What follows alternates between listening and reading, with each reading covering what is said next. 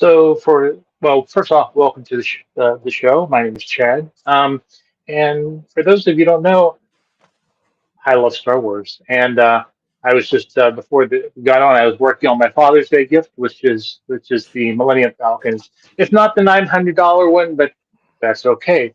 But when we're talking about Star Wars, I've been reading a lot of the books, and one of my favorite authors who's done stuff both in the Legends and canon is John Jackson Miller, and he's here today to talk about his books. And he just had one that came out back in April, which is the it's the light. I'm just going to Star let Wars: him The talk. Living Force. Yes, says the disembodied voice. Let me. Hey, how's it going? I'm doing fine. I'm doing fine. Yeah, that's no. How's I that felt for like a botched intro? no. I felt like the announcer there. John Jackson Miller here. Yeah. Star Wars: The Living Force. That's the most recent one. Okay. Just came out, and after months and months of promoting the book before it even came out, I'm surprised I can remember the name myself. So before we get started about talking about the book and your other books, tell us a little bit about yourself, about your. I know you have a history with comic books and Star Wars. So what do the two kind of intermesh, or how did that start for you? I started collecting comics pretty much at age 6. Started drawing my own at the same time. I had no talent as an artist, but at least I sort of learned, what to fit on a page. So, I continued doing that, and then also, working at my own fanzines. Initially, just on a typewriter with a photocopy machine in high school. But then later on, I moved on to I was the editor of my campus newspaper in high school, and then in college. Around that time, I was continuing to collect.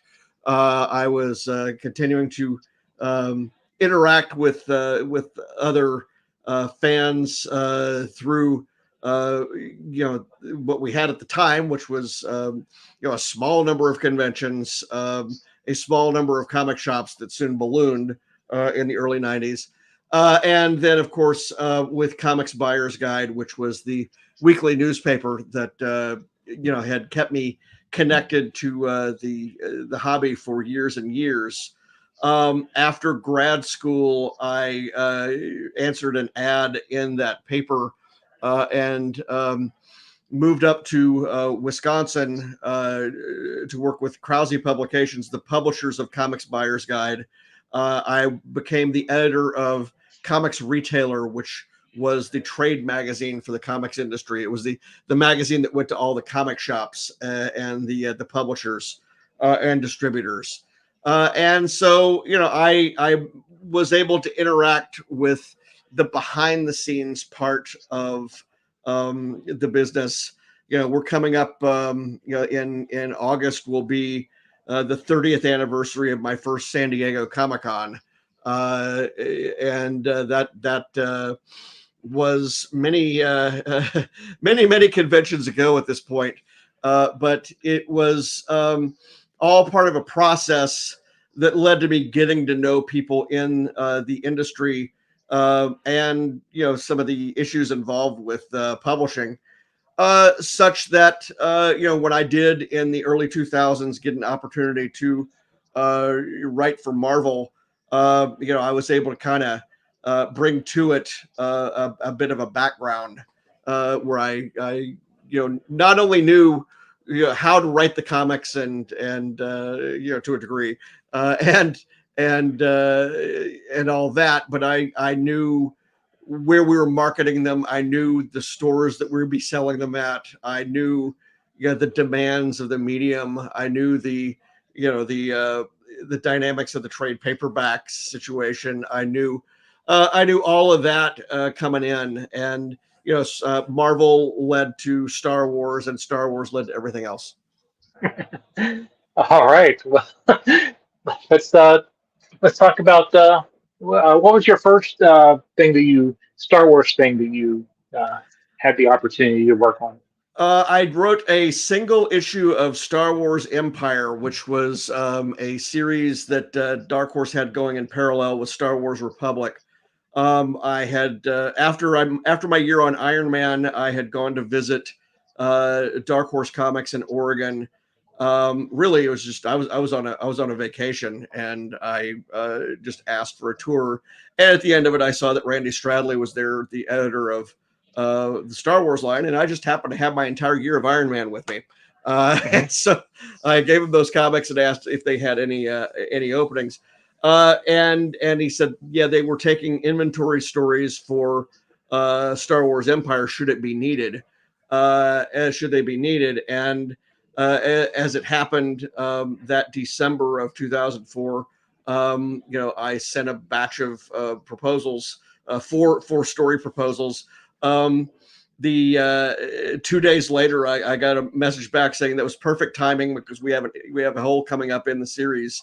And he took the top proposal off the stack. The second story idea that I sent, I would not use until 2018 for a Star Wars Adventures annual at IDW. But so it just goes to show, save everything. But yeah, and that comic book had not even come out when I got the offer to develop the Knights of the Old Republic series, along with my artist on that Star Wars Empire issue, Brian Ching. And that sort of opened, as I say, all the doors after that, because that series ran so long. The thing is, it's nice to see these things keep coming back around. Literally last week, a week ago today, as we're speaking here, that issue of Star Wars Empire was reprinted in Marvel Legends Omnibus, The Rebellion Volume 2, the big heavy editions of the giant graphic novels, and so that's really cool to see, and I'm waiting for my copies of that to arrive now. But this is something that, again, when I started reading comics back in the 70s, if a comic book came out and you missed it, you were out of luck. You had to the comic shops, if you were lucky enough to have one, would be your next shot at trying to get it. Otherwise, you were looking at a flea market. You were looking at inheriting collections from other people. But that's actually a dynamic, though, that I think is underrated. Is there's a significant pass along readership of comics, and particularly classic comics, over the years. One of the things that happened to me in high school that probably helped solidify me as a long-term comics reader is I had an older cousin who was buying comics in the late 60s who didn't want them anymore and just gave me all these issues, including Iron Man 1 and all the comics that you would expect in the late 60s and early 70s, and so that really sort of jump started me into leaping beyond the just reader stage to also caring about the history of the comics and caring about the conditions and everything of these older comics. And it became something of a quest. One of the reasons that Iron Man was the series that I requested to do or pitch for at Marvel was that because I had that first Iron Man issue when I was I think 16 or 17, I after that collected every single issue of the series. And so I felt like The reason I did it was not necessarily was I was a huge Iron Man fan, but I had the hard part already done. Yeah. I had the first dozen issues or so, and I'm like, okay, well, this shouldn't be too hard from here. It was very hard. It was very hard to collect it all because it was an issue here, an issue there, an issue here, an issue there, at every place I would look from then on. Because certainly there was no eBay or any place where you can get everything all at once. I discovered places like Mile High Comics with their catalog, and was able to just get entire boxfuls at a time of things. But even so, it was a very scattershot thing, such that it took a good 20 years or so to finish that run. But again, I did it, and that led to me, when I was choosing what title to write, like, well, I've got all these issues. Okay, I'll do that.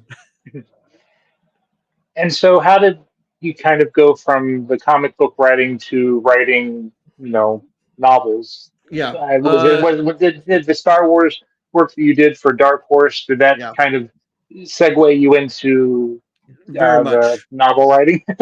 Very much, because the same fiction team handles all of the licensed materials. So where it actually started is I was doing short stories for StarWars.com. They had a subscription site called Hyperspace, and I was working with Pablo Hidalgo, who was running the website, and so I did several stories that tied in with Knights of the Old Republic.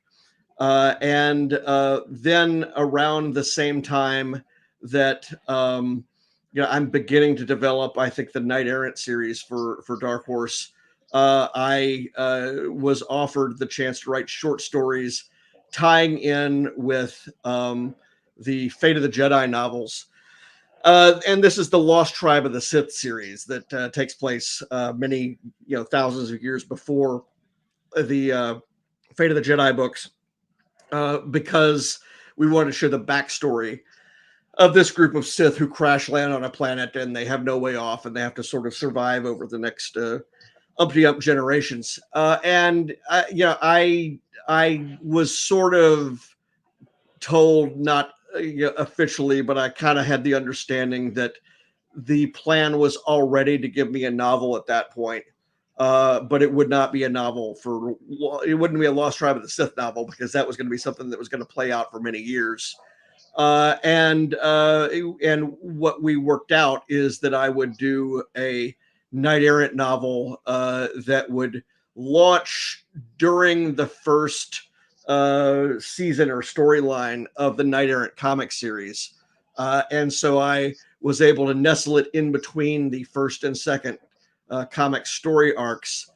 And this is, again, something that has been really cool, because in 2023, 2023, last year, Marvel re-released the comics that Dark Horse did, and their researcher asked me to add a page saying, or a page saying, here is where the novel goes in this continuity, and if you can't find the novel, we'll spoil it for you here, because it does relate to what happens in the second and third graphic novels. But then also in February of this year, Dark Horse, or not Dark Horse, but rather Random House put out the novel again in a trade paperback format. And so, for the last few months, for the first time in a decade, I've been able at events to say, okay, here's both parts of the story. And the novel goes here on this page where it says to go. And so that's happening. And, these things get reprinted, and that's wonderful. Literally today, as we're recording this, the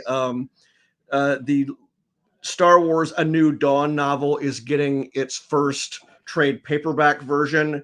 The Star Wars Legends, The Old Republic Epic Collection Volume 1, which is the first chunk of the Knights of the Old Republic series, That is out today in regular bookstores and tomorrow in comic shops. And so this is 3 Star Wars releases in a week and a half, in 8 days here, that I did over a decade ago, or almost a decade ago, and in the case of New Dawn.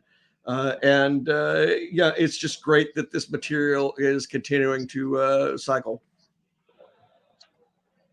So, as someone who's written books, both, like I said, in the legends and the canon, um, is, I mean, I mean, I enjoy both. I mean, as I mentioned when we were talking over messages, I think Kenobi would work well as the second season for the show because it keeps him on Tatooine. It establishes him there, Yeah. and he's not off gallivanting, somewhere neglecting his duties. Is there? And I know that the Legends books were written, before the Disney takeover, and what you're writing now, it's canon, is within that. Is there a different mindset? Well, certainly they can harvest whatever they want from the early stories, and all they've got to do at any moment for any older story is wave a wand over it and say, "Okay, this is in." And again, indeed, Kenobi. On my website farawaypress.com, on the Kenobi page, I talk about it, and there's videos there from Ellen McGregor and Deborah Chow, who's the director of the Obi-Wan Kenobi series, where they talk about the novel. And how they were not going to be able to do my book because my book is an arrival story set 10 years before everything. But they were inspired by the spirit of it in a sense. But also, you'll note that there's things in the series that do originate in the earlier work. The whole thing about whether Qui-Gon is responding to him or not. That comes from a decision that we made in first in the Kenobi book years earlier.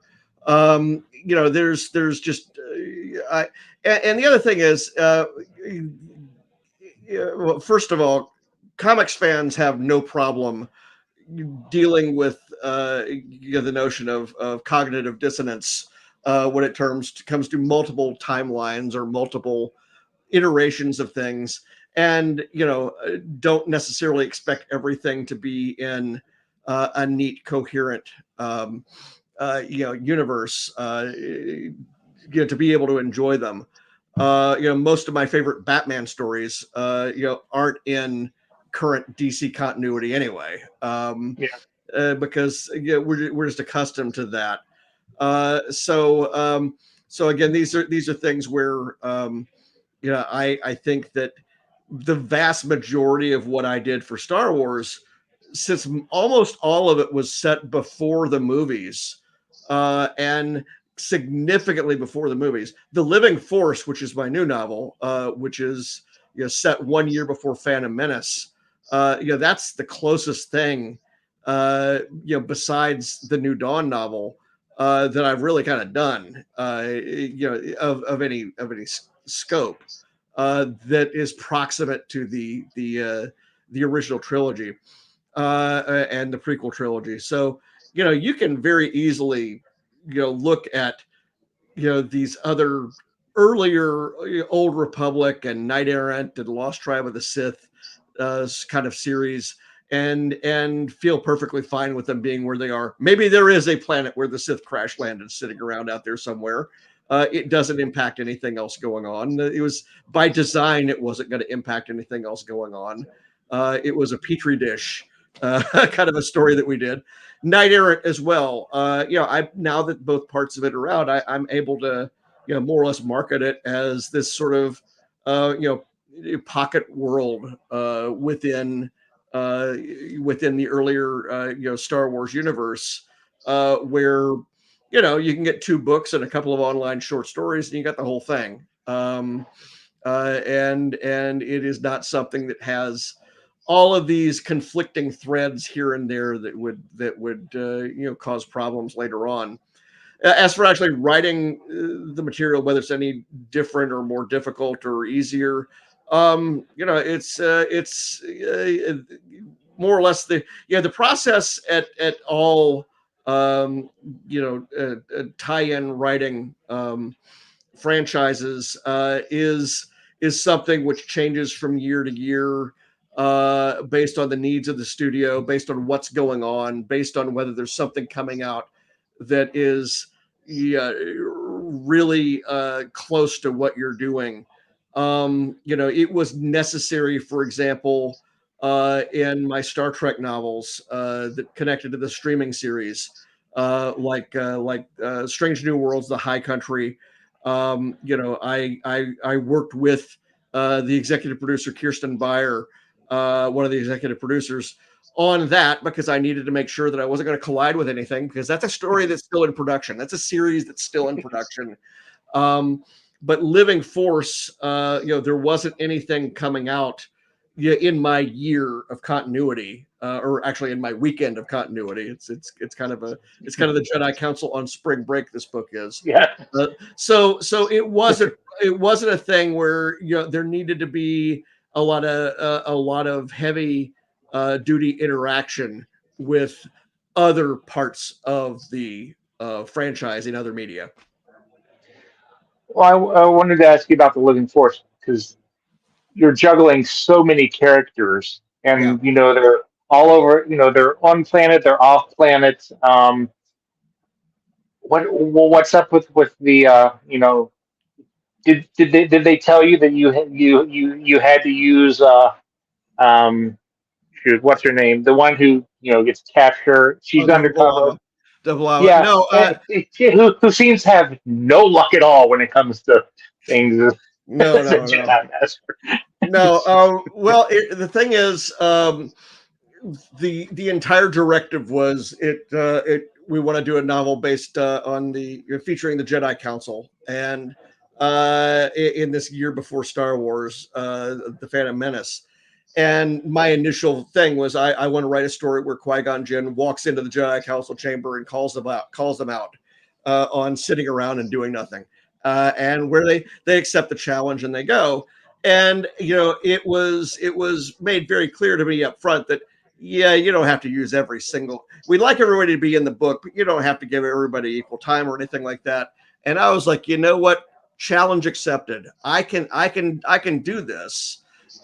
Because over the last dozen novels I've written, which have included a number of Star Trek novels that have sprawling casts, multiple ships, multiple species, multiple different locations. In particular, the High Country novel back here, which is now in trade paperback. This is a book about the members of the crew separated on a planet, unable to communicate with each other, and so I'm writing a story which is hopping around from location to location to location. There's a reason why it's the first Star Trek novel with planetary maps in it, because we have to know where they all are. And that's one of the things I like. Even though I listened to the audiobook, of the Living Force, they included the map, the PDF. So it was fun to kind of go and in fact, the funny thing about that is an inclusion that owes directly to Star Trek, because I was doing a podcast, or not a podcast, I was doing a radio show on Wisconsin Public Radio with Robert Petkoff, who was the audiobook narrator for High Country. He was in studio with the book at the time, recording it, and I said, the only thing I'm sorry about is the people getting the audiobook won't be able to see the map. And he says, John, they can. Just tell them there's a map, and they will. Your producers will make sure that it ends up in the download. But all this is sort of connected together anyway, because in order to get the maps in High Country, I showed one of the Star Trek licensing people the Lost Tribe of the Sith book, which of course has Mhm. maps in it, and I did with Random House, and of course that was funny too because my editor on that, Shelley Shapiro, she was the assistant to Judy Lynn and Lester Del Rey, and she drew most of the maps that appeared in Del Rey's novels, science fiction, and she also drew the fantasy novel maps as well. Many of them over the years. So it all goes back to Tolkien somewhere. Yeah. It all goes back to a love of maps being in these books. I think Shelley actually drew some of the maps that were in the 1990s relaunch of Lord of the Rings that the company did, or reprinting rather. So yeah, I wanted to do a thing that where I had all these different characters. And what I had done in High Country is I actually set this thing out on a spreadsheet, and I ended up doing the same thing with Living Force, where I started with index cards with each character, because I knew I wanted to have these looping stories where we would get back to the story of Plo Koon and Saesee Tiin. And in between we would go out to the pirates and the Republic, pirate fighting ship, and then we would come back. And so I'm nesting these things together, and then I put it all in my Excel file, and it just sort of closed up like a zipper, where you've got these interlacing stories, and it very much deals with things that I've learned over the years about doing subplots, which is, you can't go away from a subplot for too long. You've got to come in and hit it again fairly regularly. It works for my particular style of writing as well, because I tend to write short chapters. Not always, but I tend to write shorter chapters. So it allows me to flash from one to the other to the other. And it works for a more kinetic book. I think it's a more active book. One of the fun things about Living Force is the number of chapters in the book is 60, and that is 12 masters times 5, and 5 is the magic number that we hear about in the book. And we find out why that is. And again, I just did that for fun, but it's one of those things that I nest in there. Likewise, 560 was the number of my grandfather's ship in the South Pacific during World War II. Is one of the LST 560, Yeah. and I hide the number 560 in lots of my books. And it's in there a couple of places, as you can see. So yeah, it is fun stuff. So I know you mentioned how you have your spreadsheet and your note cards. Do you, when you're writing, do you write like the one story, write the other story, and then just kind of insert because It depended on it in this particular book, and also with the Trek book, it kind of depended on what I felt like work wise, how many hours I had to write each day, that sort of thing. So I mean, it really gets kind of boring and practical at that point.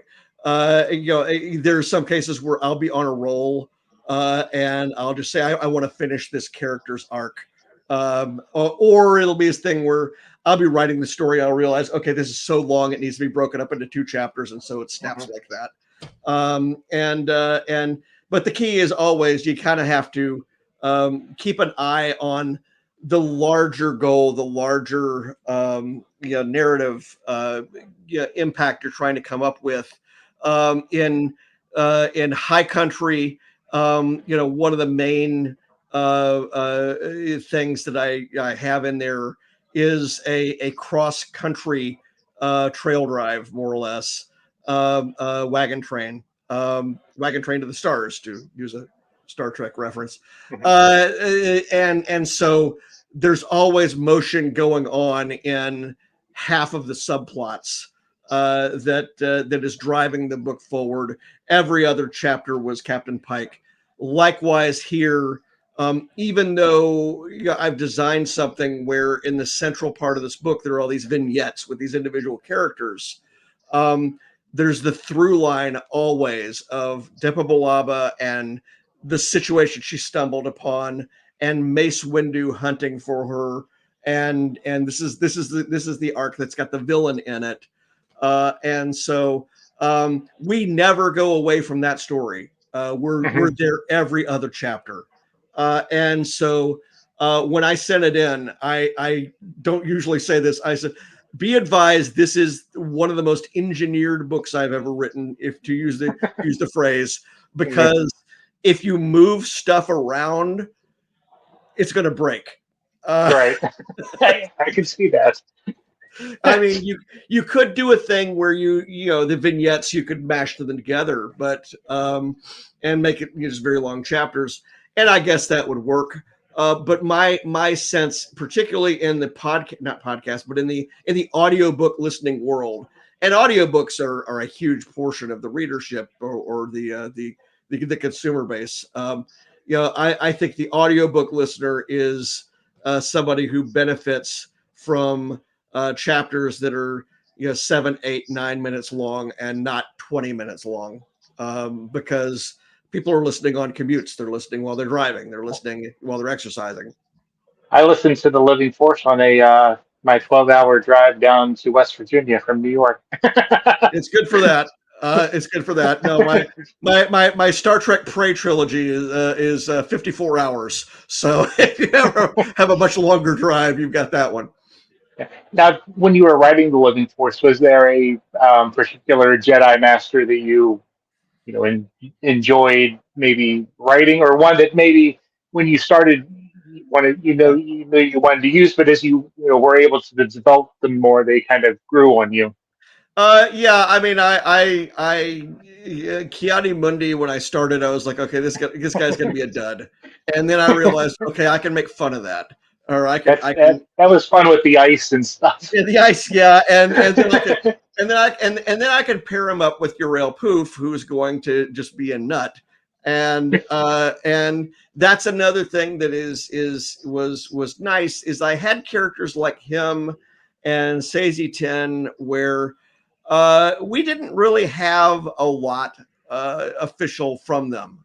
Uriel Poof, all we had was the robot chicken guy. It was a comic relief character, and I'm like, okay, I get to develop this more or less, not from scratch, but from close to it. And I said, okay, well, I can't have him be really completely comic relief, because nobody, you wouldn't have a Jedi Council or in this vaunted position who's just silly. And then I said, you know what? Maybe he is umpty 100 years old, many 100 years old. Maybe he's just done. Maybe he's just seen it all and he does not care anymore. And he's trying to entertain himself. He's trying to keep himself awake. And so he has sort of this, passive aggressive thing going on, where he'll think on one line, Kiadi Mundi is a good and trusted and loyal friend, and I must not vex him. And the very next line is, provoking him, and Yeah. and the thing is, Kiadi responds like, yeah, I know what you're trying to do. Okay, because the thing is, we're not. Even though we're seeing the first conversations between characters like Plo Koon and Sazy 10 here, even though we're seeing the first conversations between Adi Gallia and Yoda, these relationships, these friendships, these colleagues have been working together for years. We should feel like we're coming in the middle of these relationships in the book. So It's never that Uriel Poof has just started acting weird lately. It's like, okay, this has been going on for a while, and we're all aware of it. And that I think really helps sell the book as a week in the life of these guys. It's not the first time any of them have met. It's not the last time any of them will meet, although that time Yep. is close. Yep. Um, no, I really enjoyed the way that their different stories interplayed with each other, and you found the voice for each of them.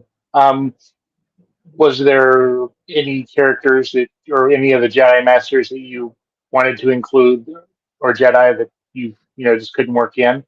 No, I think pretty much at 16 point of view characters, I kind of had everybody I wanted. Yeah.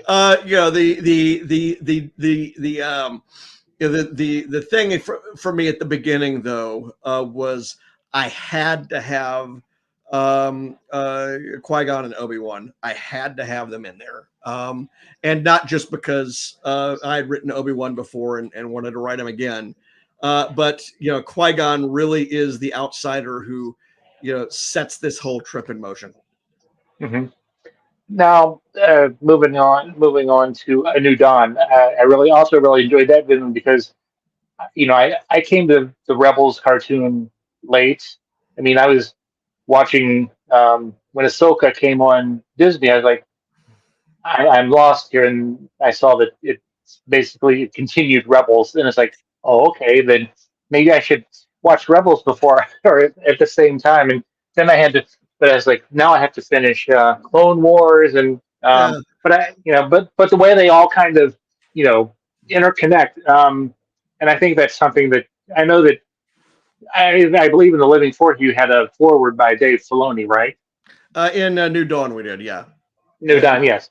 And that was because we were launching the Lucasfilm Story Group concept. I mean, it had already been going for almost a year by that point, but you introducing it to the general public, and then introducing also the Legends banner and what that was going to mean, and so yeah, that was there from the beginning of that. Or not from the beginning of that project, because when I started writing A New Dawn, it was just going to be a regular novel. It's going to be a regular tie-in novel to Rebels, and we get 2/3 of the way through it, and that's when they decided they were going to make these attenuations to the past material and how it was marketed.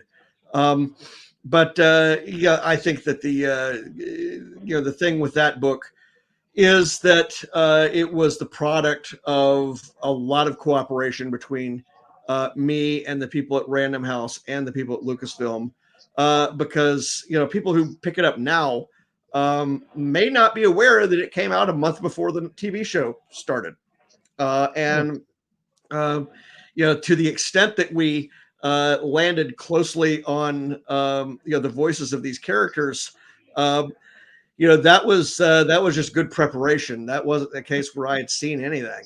Yeah.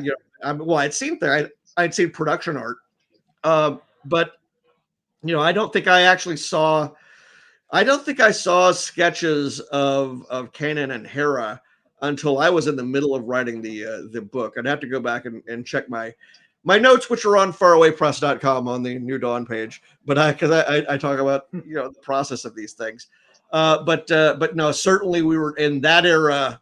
I was not seeing recorded material yet. There was nothing. They were still animating it. Now, do you have of all the characters that you've written, including your short stories for Canto, Bight, Yeah. and I forget what your story was from a certain point of view in the Star Wars, a certain point of view.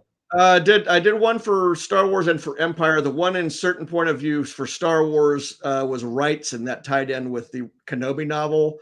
The one that I did in Empire Strikes Back was Lord Vader Will See You Now, and that is a story with Ray Sloan from the New Dawn novel. and I was able to put Rey in the asteroid belt chase or hunt for Han Solo, and so yeah, I do have these characters that I come back to every so often. Rey certainly by design, Rey appears in a whole lot of stuff, but even things like Canto Bight, I was able to bring in Mosep Benid, who was the Jabba's accountant, who is in the Kenobi novel, and get him into canon the hard way. So through the back door.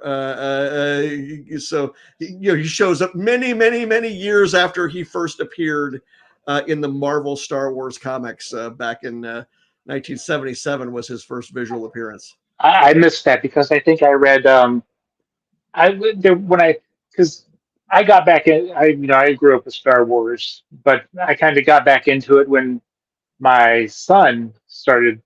He's 7 now, but we started. We wanted to show him the original trilogy, and then we watched the first two of the sequel trilogy, and I still haven't seen the final Rise of Skywalker. But but I think it's on we TV. yeah, well, we have Disney Plus, and I'll get to it eventually.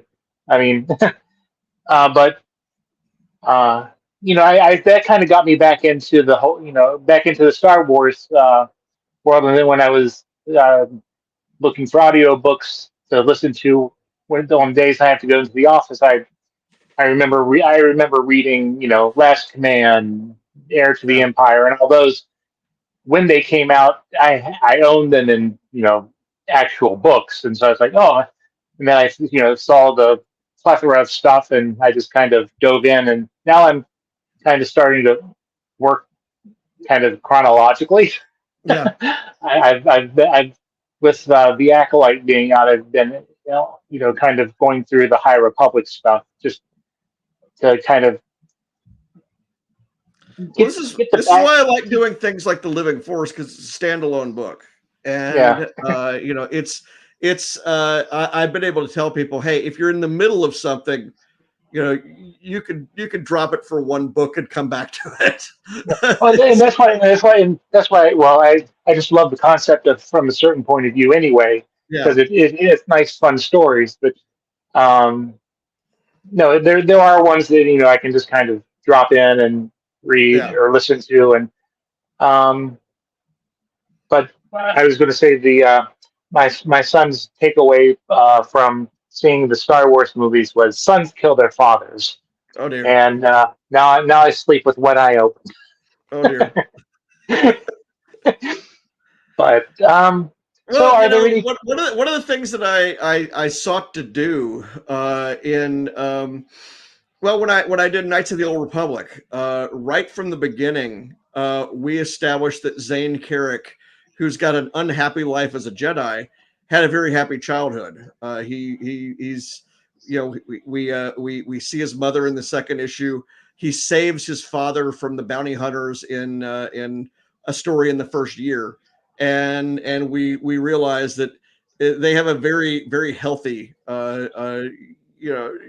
family. They have a Zane is accused of murder, and his father's like, yeah, we knew you didn't do that. What are you talking about? You go do whatever you need to do, clear your name, but yeah, don't worry about us. We'll take care of ourselves. And so I like being able to kind of have that in there, because the character is a counterpoint in so many ways to the other kinds of characters that we see on screen. Now, are there any other characters in the Star Wars universe that you would, like to, explore through a book? I haven't written Han or Lando yet, although with Lando, I kind of, I had a Knights of the Old Republic character who, the Griff, who was kind of a devil may care capitalist, but Han Solo, to a degree, I was able to scratch that itch with I did a novel for Star Trek Picard called Rogue Elements, which features Captain Rios, who is kind of the Star Trek equivalent of Han Solo, a freighter pilot. But yeah, I mean, I'm always open to various things. I never would have thought that I never would have thought that doing a book about the Jedi Council would have been on my list of things that I wanted to do. And when I thought about it for a minute, it's like, okay, yeah, I can do this. I know I have a story to tell. And then likewise with my project coming out this fall, which is Batman Resurrection. That's another case where I said about I can't call it a dream project because I never dreamed that it was even possible to be asked to do a novel tying into the Tim Burton Batman movie, which came out 35 years ago this week, and which I saw 12 times in the theater. At no point did I think that there was, the possibility that I could write something which would be a narrative sequel set in between the first movie and Batman Returns. But I've done it, and that comes out from Random House Worlds. My same editor from the Living Force book, Tom Huller, is the editor, and that comes out in hardcover, audiobook, and ebook on October 15th. Now, is there, I'm sure there's a difference, but writing when you wrote comic books to when you're writing novels, I know you're limited when you're writing comics, you're limited by the page. Um, is there anything that you took from writing comics that you kind of transitioned into your novel Um, writing? well, my comics writing is always been heavy with dialogue interplay. So that shows up in my novel writing. But also, I've had to learn new disciplines. I mean, Batman Resurrection is an example. So I wrote Iron Man those many years ago, and then I wrote all sorts of comics with action sequences. Um, but this is something where I have to describe the action. This is something where I have to describe, the motions that Batman is going through in doing what he's doing, and that can be take a while. Actually, it's worth it. It probably takes longer than just about anything else you would write dialogue wise, because you have to actually think about the blocking of a scene. You have to think about who's Hmm. standing where. You have to think about, you have to get established. Okay, this is this building here. Here's a fire escape. You can't show any of that stuff. That can be very difficult to do anyway. If you're the one that's actually trying to, in comics as well. If you're trying to be very specific, because I did the Indiana Jones and the Kingdom of the Crystal Skull adaptation for comics, and I had to explain the action scenes to the artist in such a way that the actual beats of what happens, the whip going against the thing and the Hmm. car going this way and the rocket sled going that way. That stuff is on a writer. There's a reason why in a lot of comics the writer will just say when it gets to the action scene, all right, artist, you go nuts. You do whatever you want to do right now, because it does get more difficult to have to try to stage it without using without using storyboards or without using the actual graphic drawings of what's going on where. And I know we have as we kind of wrap up, and any uh, plans on returning to writing comics, or just sticking with the novels for now? I did a comic series for the video game Skull and Bones. That graphic novel came out I think in February. That's the pirate ship video game from Ubisoft. I had one project that is sort of on pause at the moment while I'm working on something else. Yeah, comics will never be far away from what I do. I still run Comicron, which is the website that has all the sales charts from the previous years on it. And I'm still keeping the little information that the distributors are putting out is still going up on there weekly. So I have some sort of nonfiction projects that I have cooking up at the same time. But so yeah, comics will never be completely out of my world. I have a whole building full of them, so they're always going to be somewhere in my brain. I have a storage unit of them, and my wife hates it. Yeah, yeah, it's yeah. The big problem is having to put new bags and boards on everything every 20 or 30 years. That's not a fun or exciting process, but Well, they she they mainly do go hates paying for the space. yeah. So, and you mentioned that you still do the comic book looking at things. I know Diamond, and again, as we wrap up here, what's your take on the current, state of the comic book industry? I mean, I remember, I know I used to follow a podcast slash webpage where they, would, and they probably used information that you collected, Yeah, where they had yeah. like the I think Diamond I think I know which one you're talking about. They would actually do a podcast going over my list comic every week. comic book Fun. page. Oh no, comic book page. That guy was actually doing. John Mayo was actually one of the three people that was generating the numbers independently. So Okay, it's me, John Mayo, and Milton Griep at ICV2, and okay. we were doing the research independently, and we were coming up with the same numbers every month, which is why we were like, oh, this is great. We're sort of able to cross check by each other, and I think John,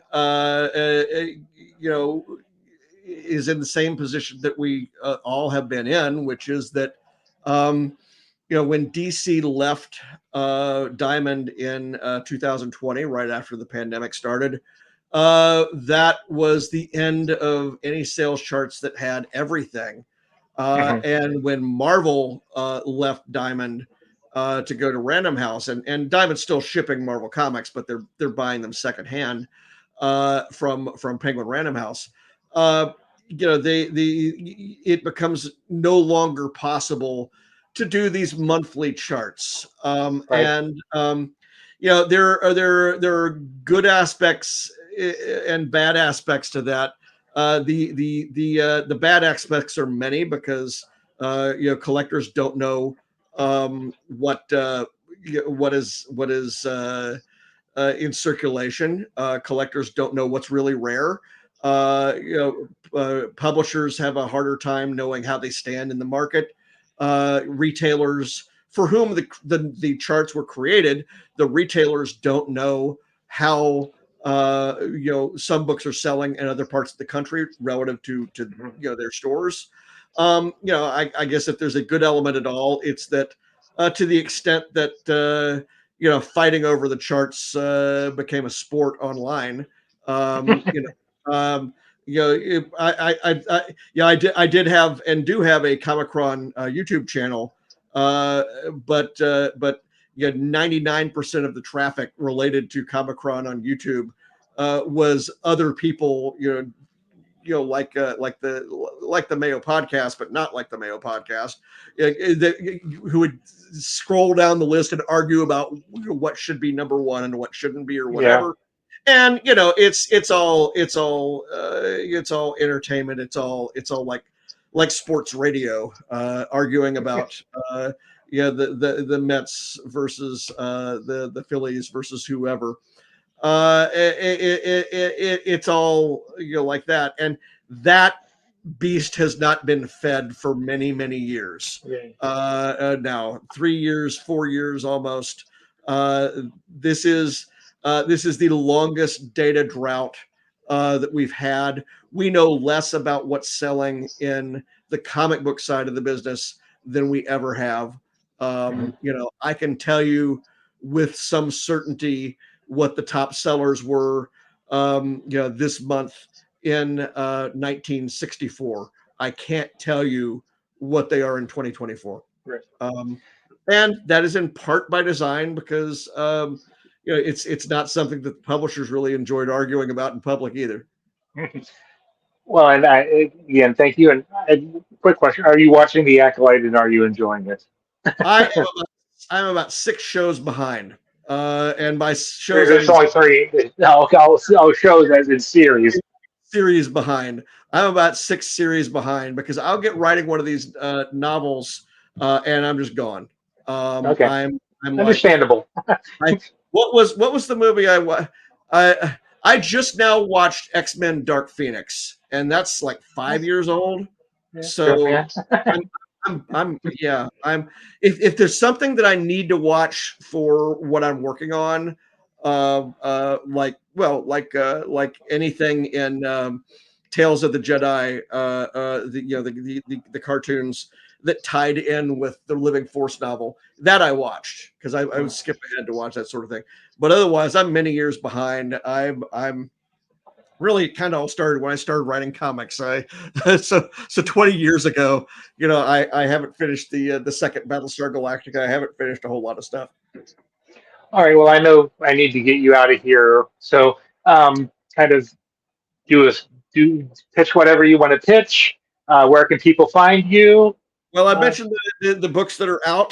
The New Dawn, New Edition, Knights of the Old Republic, New Epic Collection, the Rebellion Omnibus Volume 2, new giant hardcover, and of course Batman Resurrection out in October, hardcover, audiobook, and ebook. And there are pre-order pages for all of these things on my website, farawaypress.com. There are also people can find me on social media. I am JJM Faraway on Twitter, and I am John Jackson Miller everywhere else. And hopefully, once the Batman book comes out and you're able to talk about it, we can have you back and we can talk about that because Batman is one of my favorite comic book characters too. Very good. Are you? I know you're doing shows. Are you doing any more shows this year? I'm trying to think of what's actually been announced because I've had a few they're not announced yet. The next one that has been announced is Dragon Con in Atlanta, but I have some stuff coming up before that. Okay. Well, like I said, I've been trying to do, but I'm going to get you out of here because I know you have the heart out. But I want to thank you for taking the time to chat.